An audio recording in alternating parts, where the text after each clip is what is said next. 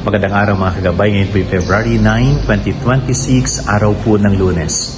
Ako po si Father Marvin at ang ating ebanghelyo ay hango sa ebanghelyo ni San Marcos, chapter 6, verse 53 to 56. Maririnig po natin dito na napakaraming taong may sakit ang dinadala sa ating Panginoon. Marami ang mga may karamdaman na talagang pilit sinusundan ng ating Panginoong Hesus upang sa ganon ay humingi ng biyaya ng kagalingan. At alam po ninyo, lahat sila ay talagang binigyang pansin ng Panginoon. Lahat po sila ay pinagtuunan ng panahon ng ating Panginoong Hesus. Lahat sila ay gumaling, lahat sila ay tumanggap ng biyaya ng ating Panginoon. Ito po'y napakagandang paalala sa bawat isa sa atin na tayo rin ay piliting hanapin at sundan si Hesus. Na sumunod tayo palagi sa ating Panginoon sapagkat kay Hesus ang lahat ng biyaya ay ating makakamtan.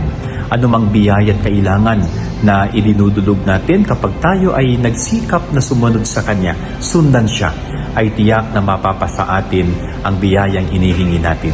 Yan ang ating gabay-aral ngayong maghapon. God bless po sa inyo lahat. Pagpalain kayo ng Panginoon.